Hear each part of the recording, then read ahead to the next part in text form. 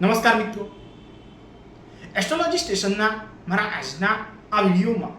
હું એસ્ટ્રોલોજર મેહુલ પટેલ આપ સર્વનું ખૂબ ખૂબ હાર્દિક સ્વાગત કરું છું. એસ્ટ્રોલોજી સ્ટેશનના મારા આજના આ વિડીયોમાં આપણે વાત કરી રહ્યા છીએ મેષ જન્મ લગ્નની જન્મકુંડલીમાં દસમ ભાવમાં જો શુક્ર હોય તો એનું કેવું યા તો શું ફળ મળે એ બાબત. તો તમારી જન્મકુંડલીમાં જ્યાં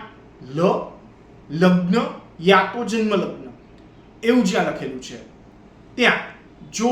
એક લખેલું છે તો તમારી જે જન્મકુંડલી છે એ મેષ જન્મ લગ્નની જન્મકુંડલી છે એવું તમારે સમજવાનું છે. હવે તમારી આ એક અર્થાત મેષ જન્મ લગ્નની આ જન્મકુંડલીમાં દસમ ભાવમાં યા તો કેન્દ્ર સ્થાન અર્થાત પિતાનું સુખ યા પિતાથી મનમેળ કે મનમોટાવ, રાજ્ય સત્તા સ્થાન પર બેઠેલી વ્યક્તિ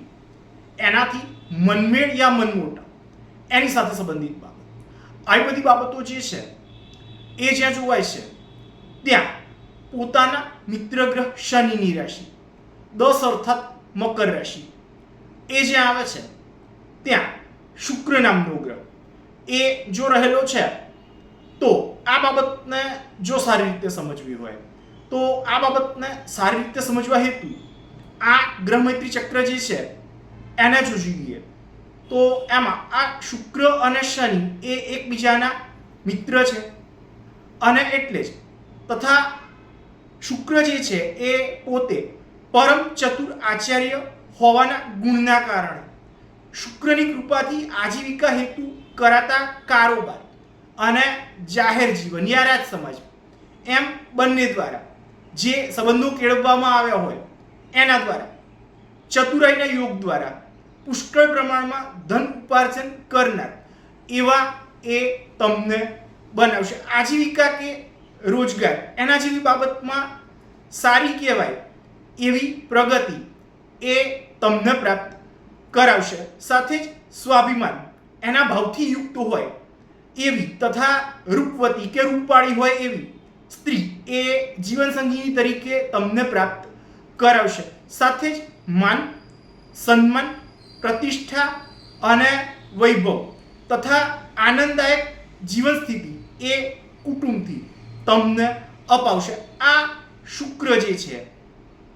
એ પોતાની 7મી પૂર્ણ દ્રષ્ટિથી ચોથા ભાવના અર્થાત માતા, મનની ઈચ્છાઓ, ઘર, જમીન, સ્થાવર જંગમ મિલકત વગેરે બાબતનું સુખ એની સાથે સંબંધિત બાબતો જે છે એ જ્યાં જોવાય છે ત્યાં પોતાના સામાન્ય મિત્ર ગ્રહ ચંદ્રની રાશિ 4 અર્થાત કર્ક રાશિ એ જ્યાં આવે છે ત્યાં પોતે દ્રષ્ટિ કરતો હોવાના કારણે આ બાબતને જો સારી રીતે સમજવી હોય તો આ બાબતને સારી રીતે સમજવા હેતુ આ ગ્રહ મૈત્રી ચક્ર જે છે એને જો જોઈએ તો એમાં આ શુક્ર અને ચંદ્ર એ એકબીજાના સામાન્ય મિત્ર છે એવું દર્શાવે છે અને એટલે જ ઘરથી પ્રાપ્ત સુખ સુવિધાના સાધનો દ્વારા શક્તિ એ તમને પ્રાપ્ત કરાવશે. સાથે જ માતાથી પ્રેમ અને જમીનથી આજીવિકાનું પૂરક બળ એવી બાબતોનો અનુકૂળ સહકાર એ પણ તમને પ્રાપ્ત કરાવશે. તથા સાથે જ દરેક બાબતોમાં ચતુરાઈ દ્વારા સફળતા અને ગતિ કે પ્રગતિ એ પણ જીવનમાં તમને પ્રાપ્ત કરાવશે. આવું ભૃગુ સંહિતા નામના એમના ગ્રંથમાં ભૃગુ ઋષિએ વર્ણન કરેલું છે. તો મિત્રો, આ તો હતો મારો આજનો આ વિડીયો તમને કેવો લાગ્યો એ મને અવશ્યથી જ લખી અને જણાવજો. તથા સાથે જ મારા આવા જ અન્ય માહિતીસભર વિડીયોને જોવા માટે મારી આ ચેનલને સબસ્ક્રાઇબ અવશ્યથી જ કરજો તથા વધુમાં વધુ સબસ્ક્રાઇબ પણ અવશ્યથી જ કરાવજો. નમસ્કાર.